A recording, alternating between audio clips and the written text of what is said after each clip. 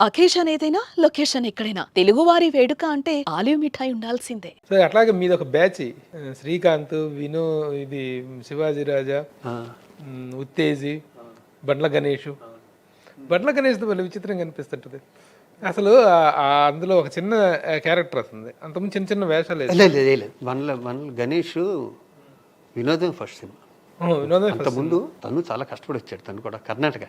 నాకు ఎలా పరిచయం అంటే ముగ్గురిది కర్ణాటక. మా శ్రీకాంత్ది, మా బండ్ల గణేష్ది, ఆవుతి ప్రసాద్ నేను classmate film institute. Srikanth junior.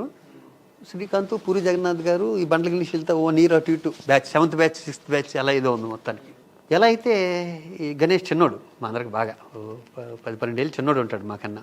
అప్పుడు అదే తొత్తర సేమ్ ఇప్పుడు ఏం తొత్తర ఉందో ఇంకా చిన్న తొత్తర అప్పుడు. ఎప్పుడు నేను శ్రీకాంత్ ఎప్పుడు గన్ని అని పిలుస్తాం. వాళ్ళు మాత్రం మా ఫాదర్ ఎవరో మొన్నే మా ఫాదర్ తర్వాత శివాజీ అన్న, శ్రీకాంత్ నన్ను ఎప్పుడు అన్నయ్య అంటాడు, ఇలా పిలుస్తారు అని. నాకు ఆడి మీద ఒక ఒపీనియన్, బండ్ల గణేష్ ఈ తొత్తరగాడి అసలు అని. ఎలా తొత్తర ఉండేదంటే ఇప్పుడు శ్రీకాంత్ నేను బయటికి వెళ్ళి వస్తే వాడు శ్రీకాంత్ ఇంట్లో కూర్చునేవాడు. కూర్చుని మా శ్రీకాంత్ వాళ్ళ ఫాదర్తో మాత్రం వాళ్ళిద్దరు బీరు కొట్టడానికి వెళ్ళిపోయారు, బీరు వేసేస్తున్నారు వాళ్ళిద్దరూను, అది సంబంధం లేదు తుత్తర అని చెప్పేవాడు. ఆ చిన్నోడు బాగా, ఇది 25 ఏళ్ళ క్రితం. అది మా ఇద్దరు మనసులో పెట్టుకునేవాళ్ళం. పెట్టుకుని తలుపేసి ఏంట్రా చెప్పావు ఇంట్లోనూ అని జడిపించేవాళ్ళం. అది మన్నాడు షూటింగ్ ఉండేది. ఎప్పుడో నా చేతిలో కర్ర ఉండేది. ఏంగనే ఇంట్లో ఏం చెప్పావురా, ఏం చెప్పాను అది భలే ఫేసు భలే ఉంటుంది.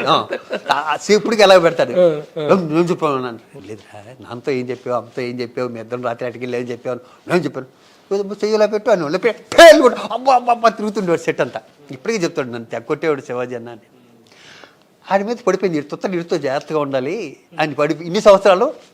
ఆడి పెద్ద ప్రొడ్యూసర్ అయిపోయి, నెంబర్ 1 ప్రొడ్యూసర్ అయిపోయి, పవన్ కళ్యాణ్ గారు లాంటి పెద్ద హీరోతో సినిమాలు తీసి ఏం తీసినా నాకు కానీ శ్రీకాంత్ కానీ మేము గన్నే ఎరగనే అని అంటాం, ఎప్పుడు అంటాం. వాడు కూడా మా అన్నయ్యని పిలుస్తాడు.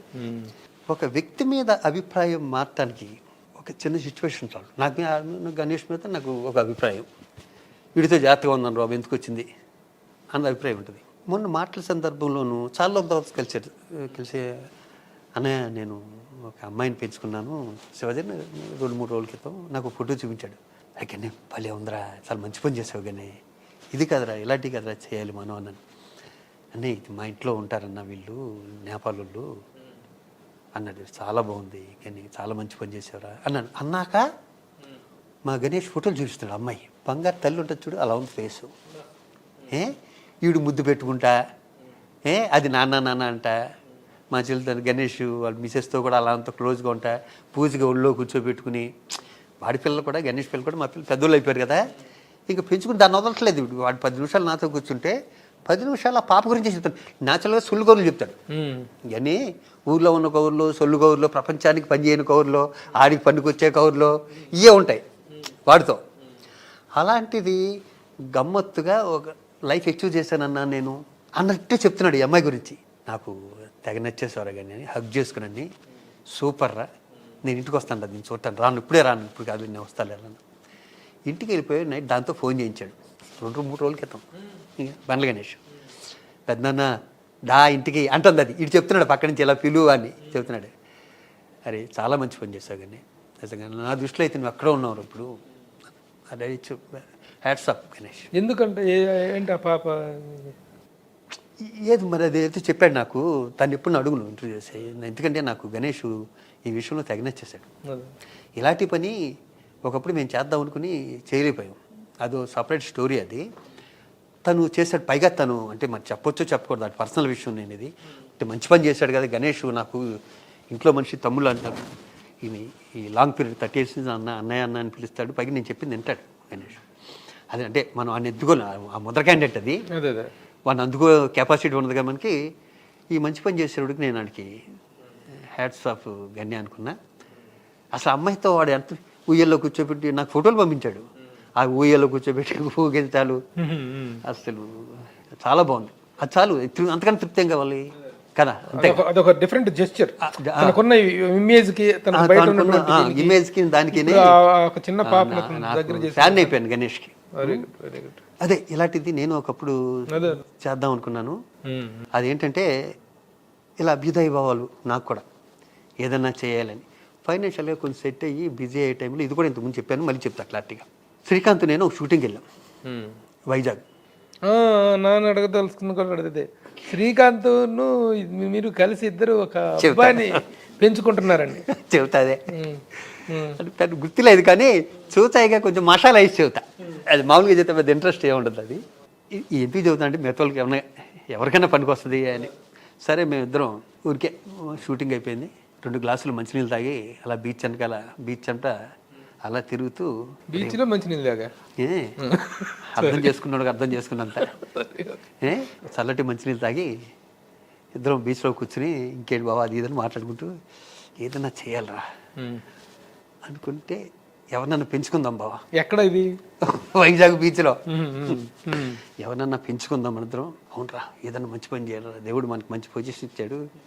మా బావ కూడా సెంటిమెంట్ అంటే విపరీతమైన ప్రేమ తనన్నా నాకంతే.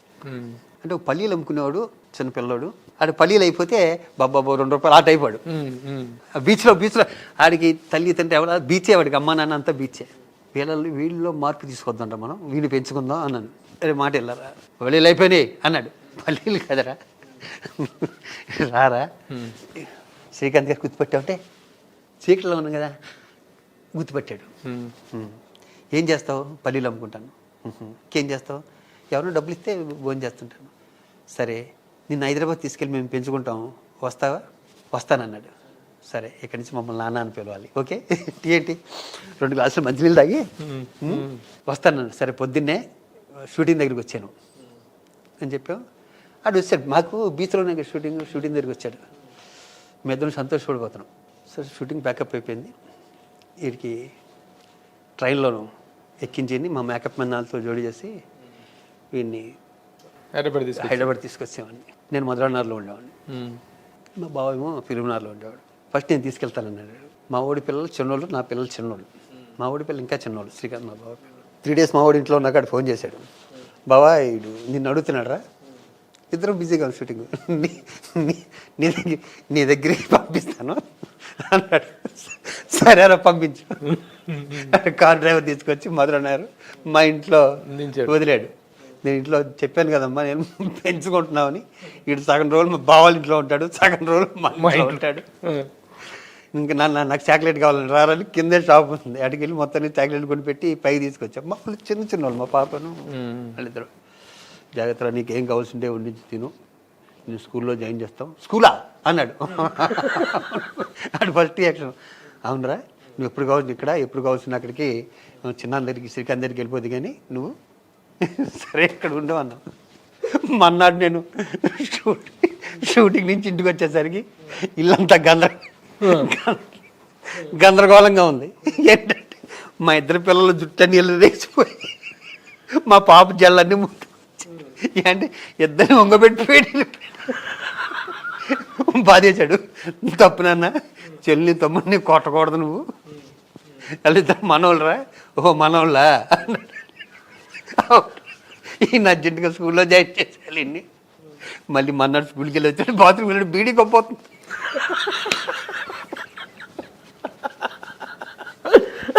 వాడు వయసు ఎంత అప్పటికి? ఆడు ఎంత ఉంటాడు? 11, 12. ఏంట్రా బీడీ కొప్పవుతుంది. మనం సిగరెట్ కలుతాం కానీ బాత్రూంలోకి వెళ్తాం, దొంగ చోటుకు బయట కాల్చుకుంటాం. ఈ కూడా ఏంట్రా అని చూసా. నా జేబులో 10 రూపాయలు డబ్బులు ఉన్నా కూడా 10 రూపాయలు తీసుకునేవాడు. 3 రోజులు కింద షాపులు కూడా పెట్టించాడు ఆడు.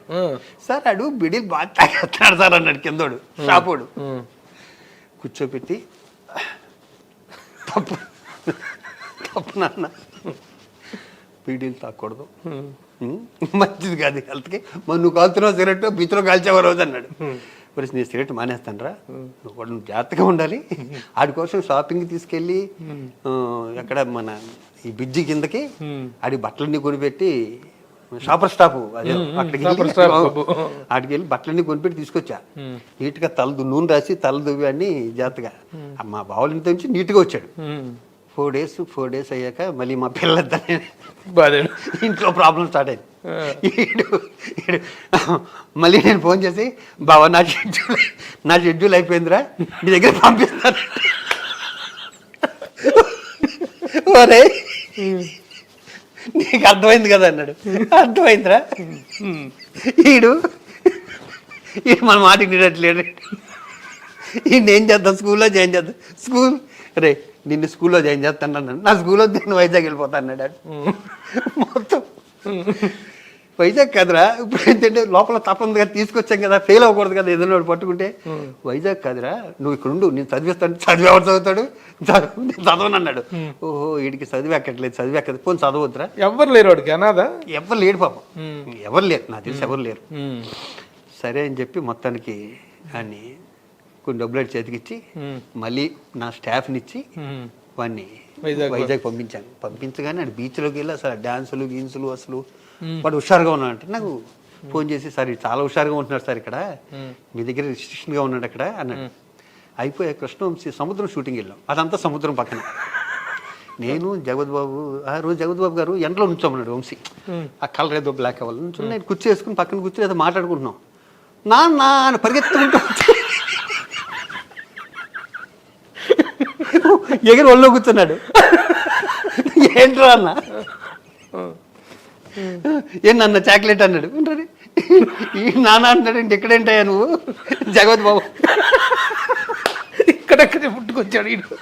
ఆయనే అర్థం చేసుకున్నాడు. ఇది వంశీ ఆడుకోవడం మొదలు పెట్టాడు. ఇంకా వంశీ మామూలు దొరికితే చాలుగా అలా షూటింగ్ అంతకాలం ఉండేవాడు. తర్వాత ఇంకా మళ్ళీ నెక్స్ట్ టైం ఏదో వైజాగ్ షూటింగ్ వెళ్ళి కూడా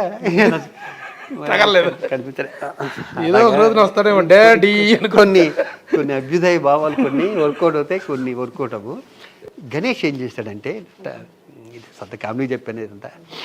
గణేష్ ఏం చేశాడంటే, ఎక్కడ రేపు పొద్దున్న వాళ్ళు మిస్సెస్ అని పాపం, ఆవిడెంత గొప్ప గణేష్ అది మిస్సెస్ ఏమోనండి రేపు పొద్దున ఏం మనం మారుతామో అని ఫిక్స్డ్ డిపాజిట్ 10 లక్షలు 20 లక్షలు ఈ అమ్మాయి పేరు మీద వేసాడు.